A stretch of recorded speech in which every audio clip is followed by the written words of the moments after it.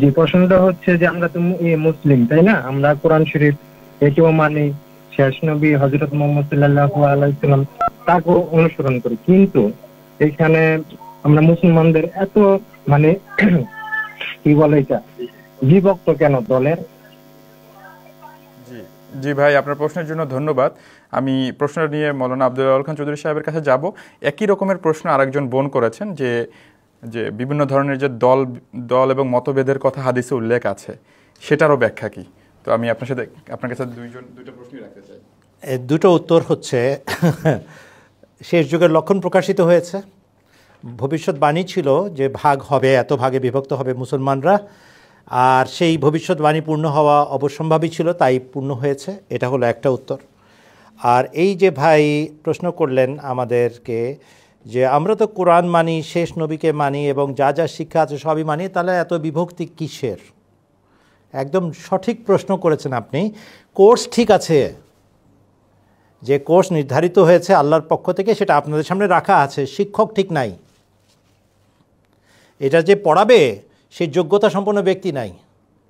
তোতা পাখি দিয়ে যদি আপনি কোরআন মুখস্থ করেন, হয়তো আপনি বাহ্যিক কোরআনের শব্দ উচ্চারণ করতে পারবেন, কিন্তু এটার পেছনে যে মর্মবাণী আছে, এটার পেছনে যে গভীর তত্ত্ব এবং রহস্য নিহিত আছে, যে আধ্যাত্মিকতা আছে, যে জীবনের সুধা লুকায়িত আছে, সেটা কখনো আপনি পান করতে পারবেন না, সেটা কখনো আপনি উপলব্ধি করতে পারবেন না।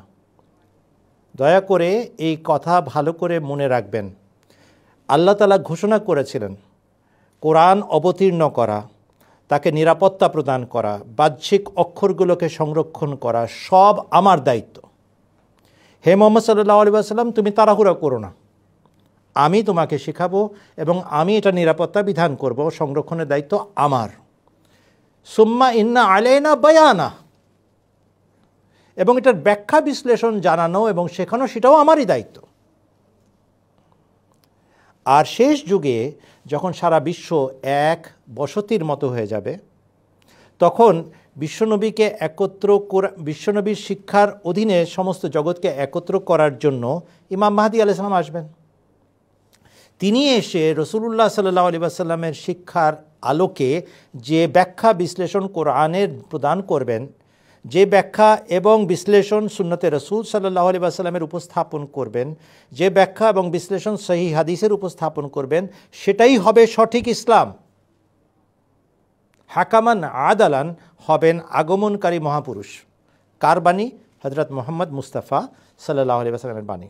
ওই যে বিভক্তির কথা বললেন, ওটার কারণ হচ্ছে এক হুজুরে একভাবে পড়েছেন, উনি একভাবে বুঝিয়েছেন, আরেক হুজুরে আরেকভাবে বুঝেছেন, উনি তার মতো করে বুঝিয়েছেন, আরেক হুজুর তার দল বানিয়েছেন, তার মতবাদ প্রকাশ করার জন্য আরেক হুজুর আরেকভাবে বলেছেন। আমাদেরকে দেখেন, আমরা এক খলিফার অধীনে, এক খলিফা যা বলবেন, আমরা যতই বুদ্ধিমান হই আর যতই অকেজো হই, খলিফা যা বলেছেন সেটাই হলো আমাদের বক্তব্য, মানতে হবে। হাকামান আদালানের প্রতিষ্ঠিত খেলাফত, এটাই ইসলামকে ঐক্যবদ্ধ রাখার, মুসলমানদেরকে ঐক্যবদ্ধ করার পথ। এই জন্যই বলা হয়েছিল ফাইজা রাআইতুমুহু ফাবাইউহু ওয়ালাউ হাব্বান আলা সালজে ফাইন্নাহু খলিফাতুল্লাহিল মাহদিয়্যু। যখন তোমরা ইমাম মাহদী আলাইহিস সালামের সন্ধান পাবে, তখন তার হাতে গিয়ে নিজেকে সমর্পণ করবে, বয়াত করবে। কেন? তিনি আল্লাহর খলিফা এবং আল মাহদী, হিদায়াতপ্রাপ্ত আল্লাহর কাছ থেকে। হযরত মুহাম্মদ সাল্লাল্লাহু আলাইহি ওয়াসাল্লামের দেখানো পথ না মানার কারণে এত দল উপদলে আমরা আজ বিভক্ত। এখনও ঠিক করতে পারছি না যে শিয়াদের সপক্ষে একটা ভালো করে বিবৃতি দিব কি না, কেননা ইরানিরা তো আবার শিয়া। এখনও ঠিক করতে পারছি না যে আমাদের যুদ্ধের অবস্থান কি হবে। এখনও উমরাকারীদেরকে বলছি, এই গাজাতে যা কিছু হচ্ছে এটা নিয়ে কোনো আলোচনা চলবে না, হজ করো, উমরা করো, কিন্তু এ ব্যাপারে নীরব থাকবে। আপনারা বুঝেন না মুসলমানদের মধ্যে কত বিভক্তি হয়েছে। এত যে জিহাদের মৌলানারা বাংলাদেশে ঘুরপাক খায়, কাদিয়ানি নিধন করো, হ্যান করেঙ্গা ত্যান করেঙ্গা, এখন ওনাদের জিহাদের বাণী কোথায় ভাই সাহেব? এখন কেন গাজাতে গিয়ে তারা মুসলমানদেরকে রক্ষা করার জন্য কাজ করছেন না? Why not? কেন সেখানে আহমদিয়া মুসলমানদের ত্রাণ শিবির প্রতিষ্ঠিত করতে হয়? কেন সেখানে পানি সরবরাহ করে আহমদিয়া জামাতের পক্ষ থেকে লাগানো সোলার সিস্টেমের পানির মেশিন এবং ট্যাঙ্কিগুলো?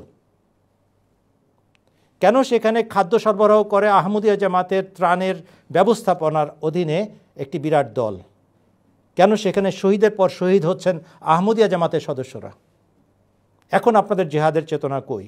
কেন ওটা মুখের বুলি সর্বস্ব কথাবার্তা, কাজের কাজ তো কিছুই নাই, শুধুমাত্র কাফের ফতোয়া দেওয়ার কারখানা বানানো হয়েছে। দয়া করে আমাদের দিকে তাকান, খেলাফতের দিকে তাকান এবং দেখেন একটি জামাত, ছোট্ট একটি জামাত, আল্লাহ তাআলা তাদেরকে কি সৌভাগ্য দিচ্ছেন। আর ঐক্যবদ্ধ হওয়ার পথ হযরত মুহাম্মদ সাল্লাল্লাহু আলাইহি ওয়াসাল্লাম বলে দিয়েছিলেন, সেটা মান্য করলেই সমস্ত সমস্যা চুকে যায়। কিন্তু সেটাকে অতিক্রম করা বিরাট ব্যাপার। একটু আগে এক ভাই সাহেব বলছিলেন বহস করেন না কেন? ভাই বহস তো আমরা করছি, আমরা তো সত্য উদ্ঘাটন করছি। বাহাসা মানে কি? মাটি খুঁড়ে ভিতর থেকে খনিজ পদার্থ বের করা, গর্ত করে মণিমাণিক্য উদ্ধার করা। কি করছি আমরা? আপনাদের সামনে সত্য উন্মোচন করছি। যদি জাতীয় পর্যায়ে কোনো অনুষ্ঠান নাও করতে পারেন, আমরা যে সমস্ত দলিল প্রমাণ ডিজিটাইজড করে টেলিভিশনের পর্দায় দেখাচ্ছি, সেটা কি যাচাই করতে পারেন না ভাই সাহেব? এই যে আমি একটা স্টিল শট নিয়ে আসছি, হুজুর দেখেন তো এই হাদিসটা ঠিক আছে কিনা। এরা যে বলল যে রাসূলুল্লাহ সাল্লাল্লাহু আলাইহি ওয়াসাল্লাম ভবিষ্যৎবাণী করেছেন ঈসা আগমনকারী নবিউল্লাহ হবেন, এটা কি ঠিক দেখিয়েছেন মুসলিম শরীফের হাদিসটা? তাহলে খাতমে নবুয়তের আন্দোলন করেন কেন?